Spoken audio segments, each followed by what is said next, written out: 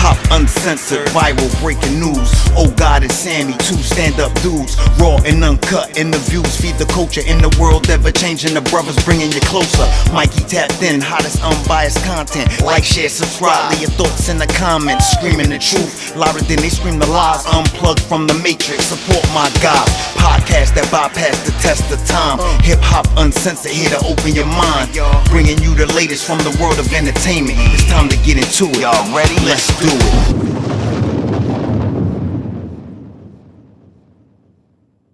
Welcome to another episode of the Hip Hop Uncensored Podcast. I'm your brother, old guy from Hip Hop News Uncensored, and sitting across from me is my co-host. What up, y'all? It's your man, Sam, and CEO of Viral Hip Hop News. You're in the building for a very special edition of the Hip Hop Uncensored Podcast. We got a special guest in the building. Miss Angela Stanton King is on the podcast. How you doing today?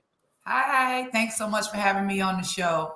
I appreciate you. Thank you for coming on. Shout out to Maurice Duncan, the plug, who is getting us these good interviews. Maurice Duncan, that's the man. That's my guy right there. Love indeed, me. Maurice. He's a good dude, and he does a lot of good work for our community. Absolutely. So, how you feeling out there? You cooking meatloaf? You got something going in the oven right now, doing your thing? Yeah, I got some turkey loaf in the oven. I got some cabbage and some homemade mashed potatoes and some steamed corn on the stove. You know, my husband will be in from work in a little bit. My grandma always said, make sure that house is clean and smelling good. So I'm on my job. What I'm talking about. That's right. Definitely. And that's gonna be some good food. But yeah, let's talk about, I seen your channel. You you're talking about the Kanye West. I guess it's kind of dying down today, but he has another interview coming out tonight, I think, with Piers Morgan, where they said he apologized. Can you kind of give us an overview of how you feel about, from top to bottom, the Kanye West situation? Yeah. First, I want to say that I'm a huge Kanye fan. I'm originally grew up in New York, so I watched Kanye through the wire in the hospital bed. When his jaw was wired shut. So I've been a fan for just that long. I believe that there's a lot of truth to what Kanye is saying. I believe that Kanye is someone who is battling and trying to break the matrix. I think that us as a community, do we ever always agree? No, we don't. But are we going to be a part of the establishment that's going to tear down another black man? I don't want to be a part of that.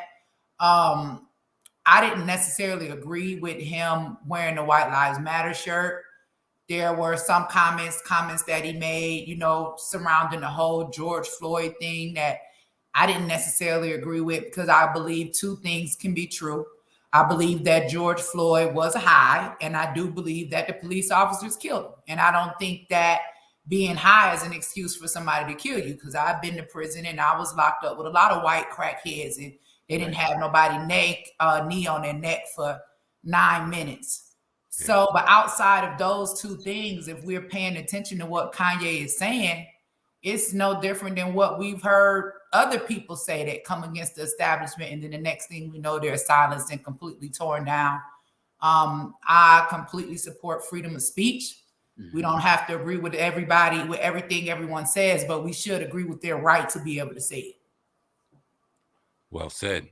What do you think about that whole dynamic, though, in particular when it seems to come to the black community? If we say anything off script, according to those in power, it seems as if we are forced to apologize by any means necessary. I mean, we see today that clips are going around that Kanye, in fact, even apologized for what's going on. So why does it seem as though that's a running and trending issue that seems to be going on? And why is it only us to seem like that camera comes down on, in your opinion, if it is that? And I saw some clips from the Piers Morgan interview, and I'm reading a lot of Kanye's body language, and I think that's what he's showing us. Like, as long as we was talking about hip hop and the culture, we were part of the culture. You know what I'm saying? We grew up with it. We listened to it. We supported it. Our families, our loved ones, friends, or whatever. But we can rap about killing each other all day. We can rap about aborting our babies. We can rap about setting up our friends. We can rap about hitting licks. We can rap about selling each other drugs. We can do everything that leads to the destruction of Black life. And they won't do anything to shut it down. They won't do anything to come against it. In fact, you can't even get a #1 hit unless that's what you're talking about. So I think that Kanye has proven his point. You can say, like, how does Black life matter? Let's talk about it. Yeah. Now, me, I'm pro-life. A lot of people don't agree with that. And I hadn't always been pro-life. You know, I'm also post-abortion. But when I learned about the systemic racism and the history, you know, in abortion, and we out here on the front line talking about Black Lives Matter without having an understanding that Black life begins in the womb. All y'all got here because y'all Black mama got pregnant. That's the origin of Black life. You know, do Black lives matter or does it not? That's the question. Right. Absolutely. Yeah, that's deep. What do you see in the end game? Because you see a lot of, you know, Black people came out attacking Kanye West before even the other side attacked him. What do you see the end game being with the whole Kanye West controversy now? Where do you see this going? Well, I think that our brother is brave for standing on the front line, because I don't have billions of dollars and I don't have the platform that Kanye has, but I have been censored and I have lost several platforms for speaking the unpopular opinion and standing in my truth. And I am hoping and praying that, you know, Kanye can be the one to open up all of our eyes as to what we are really and truly against. I think that there are so many things to keep us divided, right? We can fight about, you know, the racism. We can fight about politics. We can fight about sexual, gender choice, whatever. We can fight about who got money, who don't got money. And as long as we're divided, we'll never be united. But I think that this is a time that we all got to open up our eyes and really look and see what's going on around us. Like the minute we stop fighting and focus on the bigger picture, because at the end of the day, you know, this is bigger than Nino Brown, and it's definitely bigger than Kanye West. I want to transition a little bit into hip hop. We're talking about hip hop, but as far as what's going on down in Georgia, we see the DA definitely putting a pedal to the metal when it comes to not playing with artists, in particular hip hop artists, and things that they may be doing off in and out the studio and out of the rap game, right? We see what's going on currently with Gunna. He just got his 4th appeal denied for release, and it doesn't look like they're going to let him out anytime soon. And she says there's more. What do you think about the current situation down in Georgia in particular when it comes to hip hop artists and their past and they're coming back to biting them in their ass? What do you think about that? Well, criminal justice reform, you know, is a real thing. You know what I'm saying? And that 94 crime bill that was put in place by Joe Biden and Bill Clinton, the 3 strikes you out, you know, ghost dope. You know, we've been fighting. And that's one of the reasons why I ended up getting connected to Trump's administration, was to fight for criminal justice reform. And we did get sentencing reduction laws passed. And these are some of the people that we've been fighting to bring home that can be sentenced for 20, 30, 40 years and be separated from their family. You know, I watched us all come together and fight about separation of families at the border, but nobody ever considered the family separations that happens within the border. You know, they've been separating our families since the days of slavery, when they had us up on the auction block and the mama crying and howling and screaming because they taking her baby or her son. They've been separating our families since they gave us Section 8 certificates and told us we would take care of you and the children, but the baby daddy can't live in the house. They've been separating our family since we've been getting arrested. Like, it's just the law. If you get arrested, your kid doesn't go to jail with you. So many of our fathers and some of our mothers and grandmothers and aunties, all of our families been separated because all of us got somebody right now that we know that's probably in prison. That situation that's going on with YSL, YF and Lucci, all of that stuff is very, very sad. And what I want to say is we have to be smarter and we have to be wiser, because at this point it's a trap. And I think that's why they called it trap music, right? Because it's a trap. And we have to be wise enough to know not to give a tape confession, right?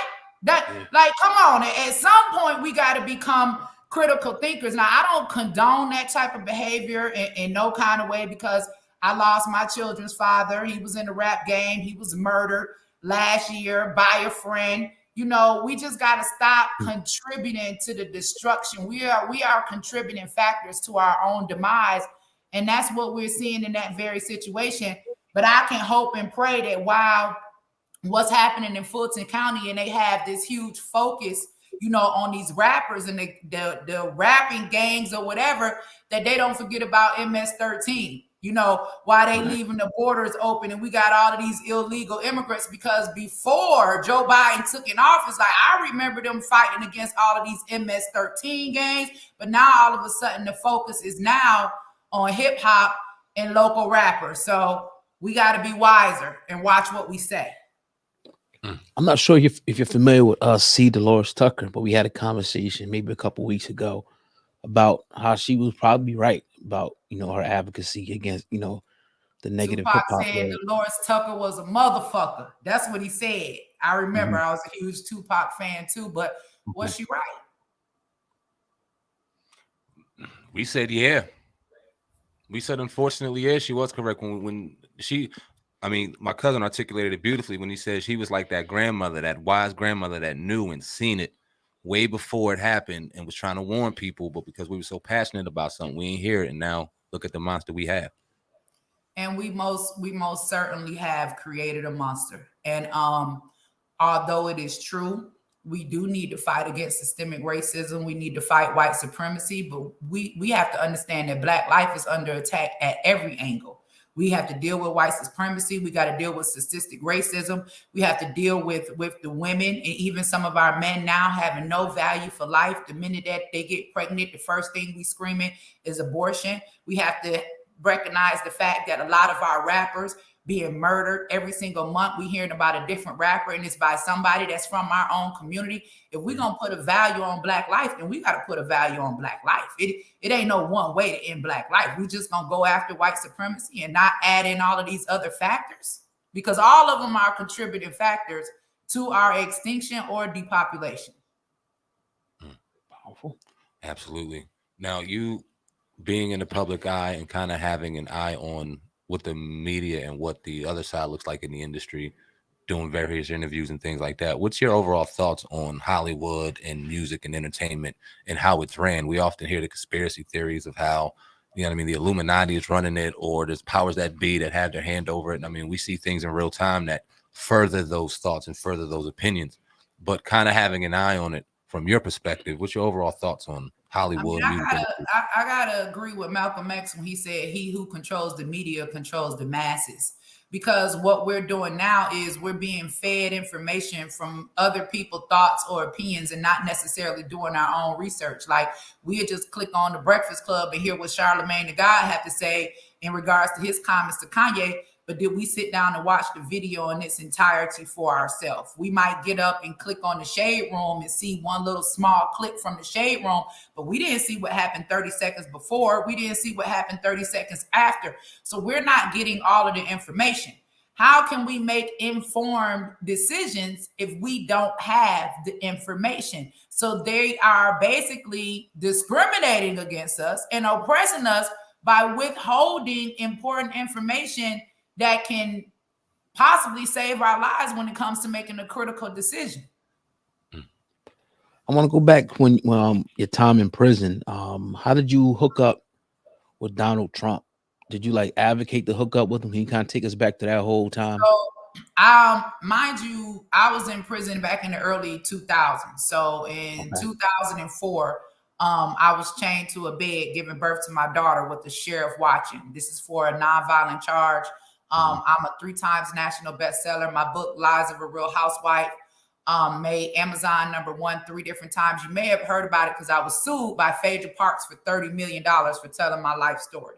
Wow. But I told my life story. I ended up winning the lawsuit, having the right to go on and tell my story.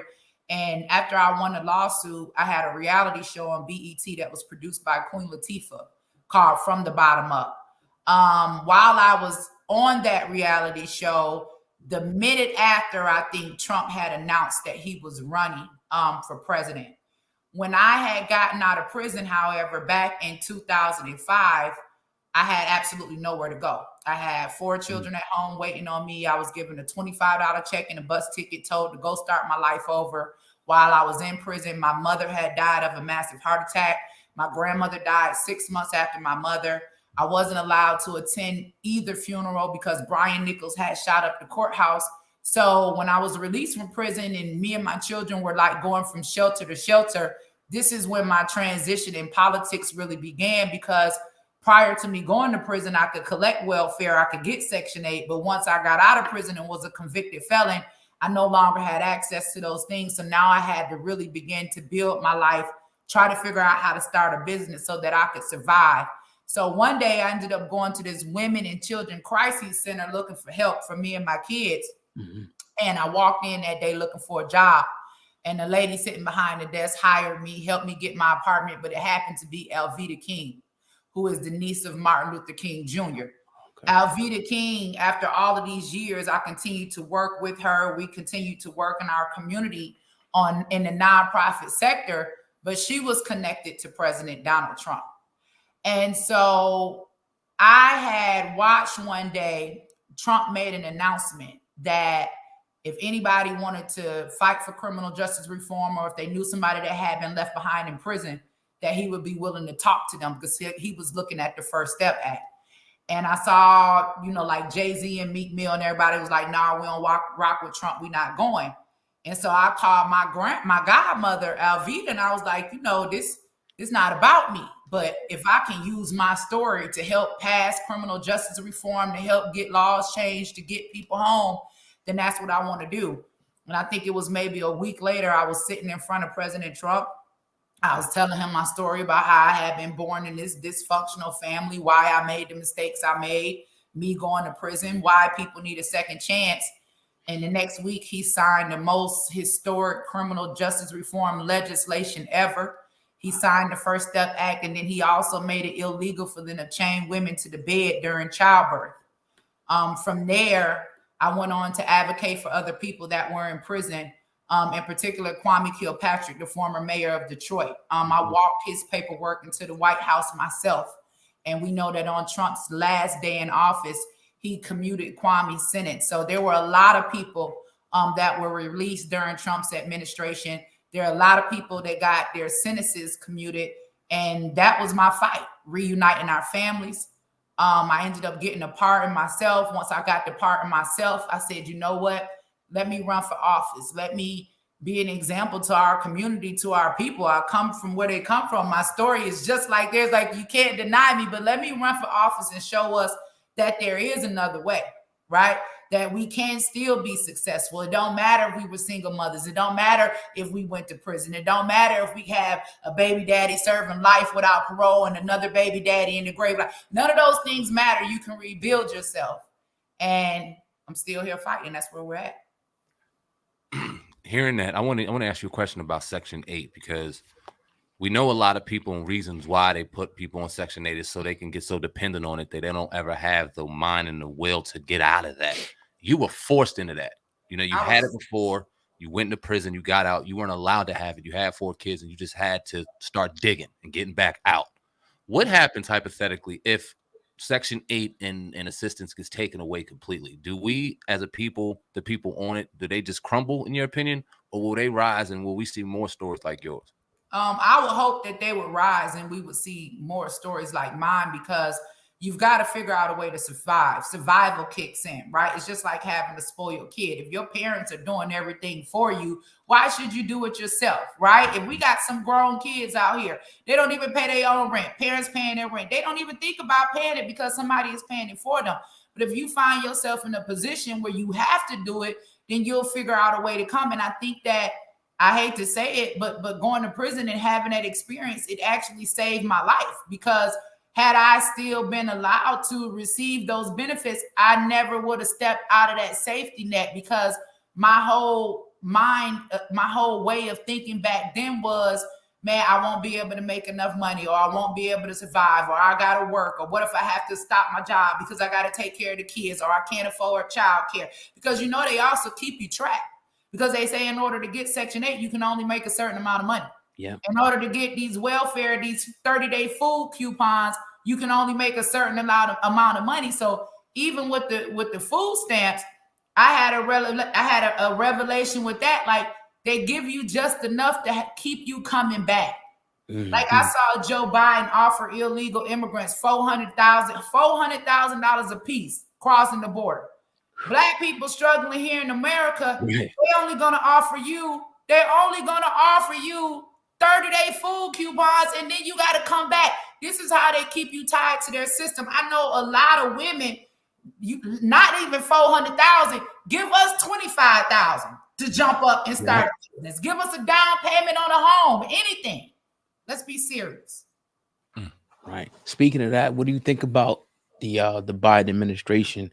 I'll go out on a limb and say it seems like for me everything was better under the Trump administration, despite some of his outlandish comments. What do you think about the change from Trump to the Biden administration? I mean, we can all y'all, we keep it clean on here, but I'm assuming that all of us from the streets, we know that it was more money circulating in the streets when Trump was in office.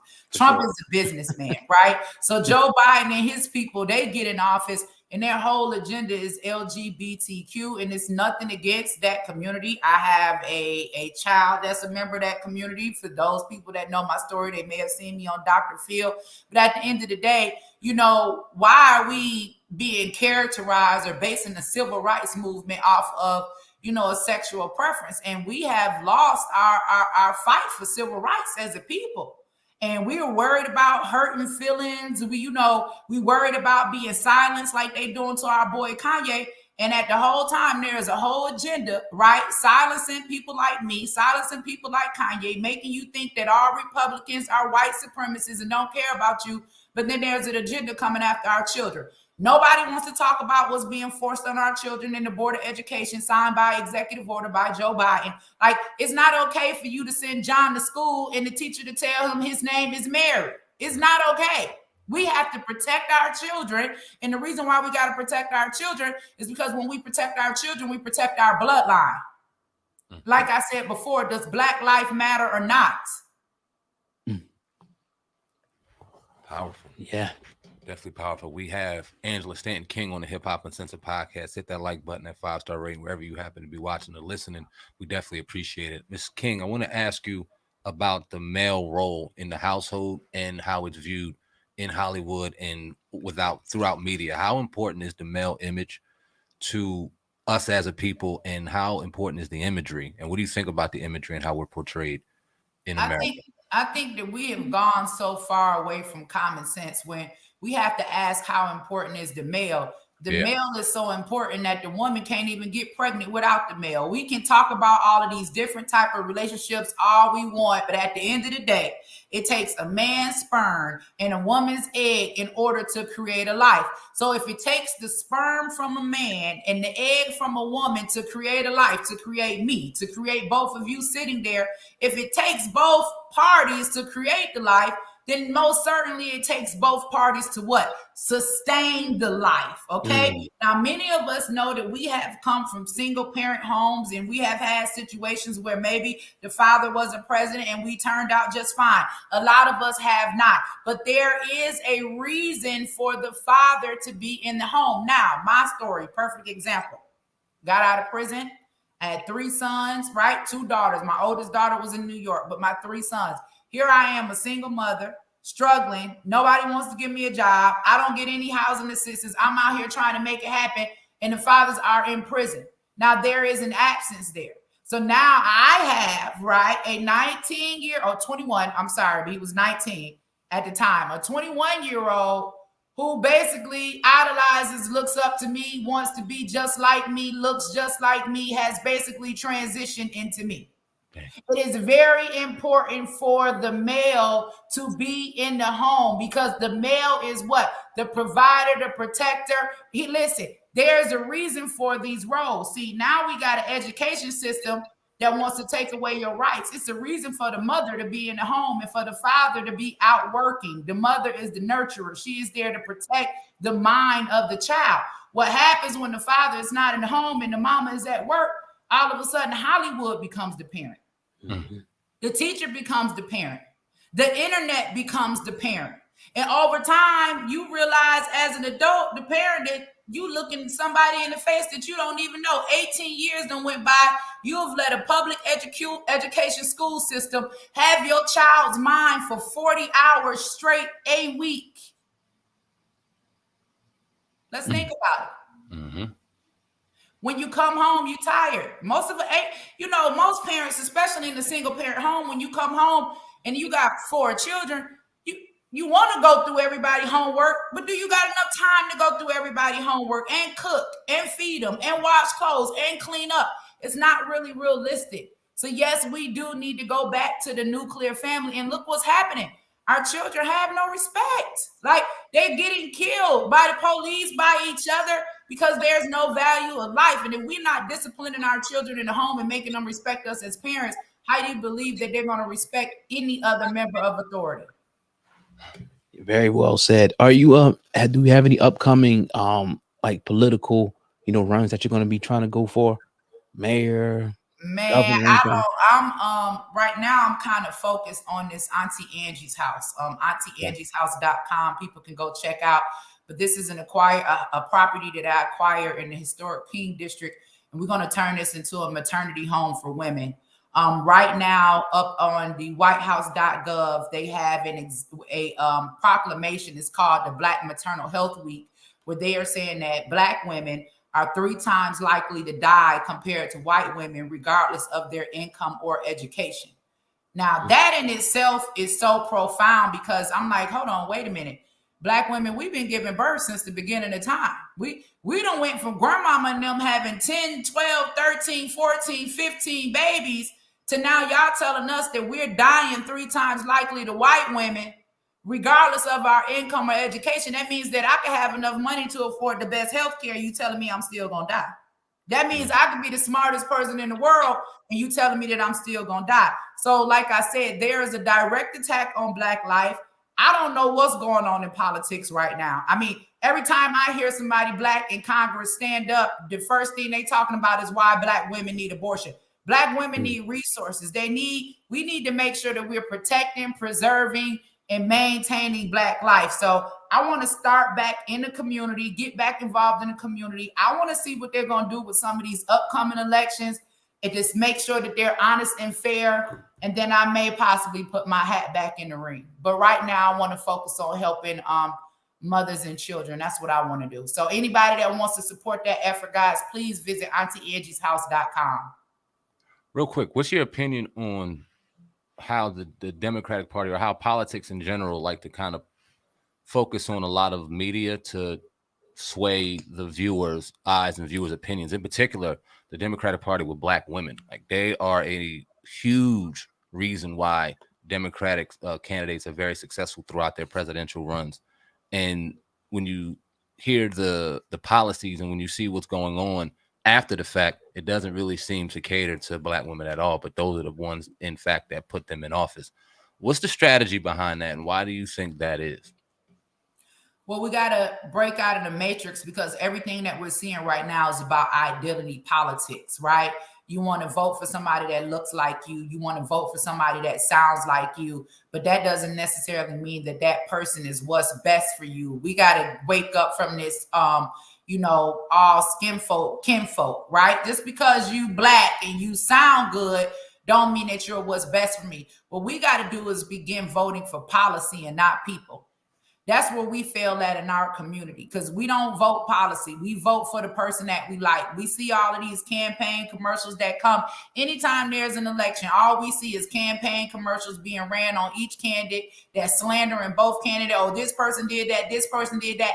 And nobody is focused on the policy. What policies do we need to be voting for in this upcoming election? If we are talking about Black life matters for real, do we need to be voting for people that the only option they have for us is abortion? I mean, don't you think that we as a people are more deserving than that, to be sitting up on the doctor's table somewhere and them going in and removing our babies from our womb? I think that we are deserving of more than just abortion. And the fact that they believe we can't think beyond anything sexually explicit.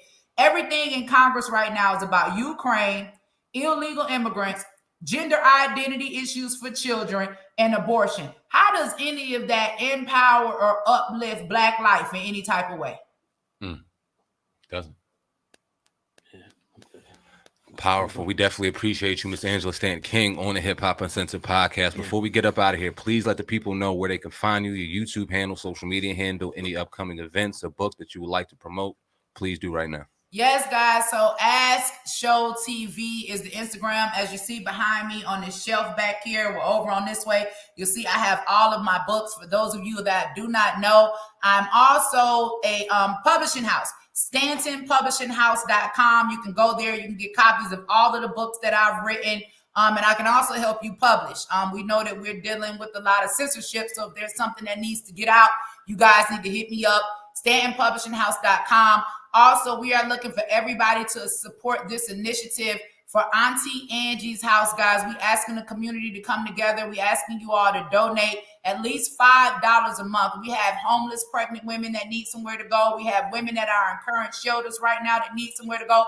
Let's help these women and these children. And also, you guys can catch me every Saturday morning from 10 to 12 on TNTradio.live. We are global radio with 6 million downloads per month. America's Living Room with your favorite host, Angela Stanton King. Guys, it has been awesome. Thank you for having me on the show. And hopefully you guys will come be guests on my show. Anytime. Let us know. Yes. We there. Thank you so much. It's Angela Stanton King on the Hip Hop and Censor Podcast. Salute. Thank you so much. All right, y'all. We good? Yes, what's y'all contact moving forward? How can I contact y'all? You want our phone numbers, emails?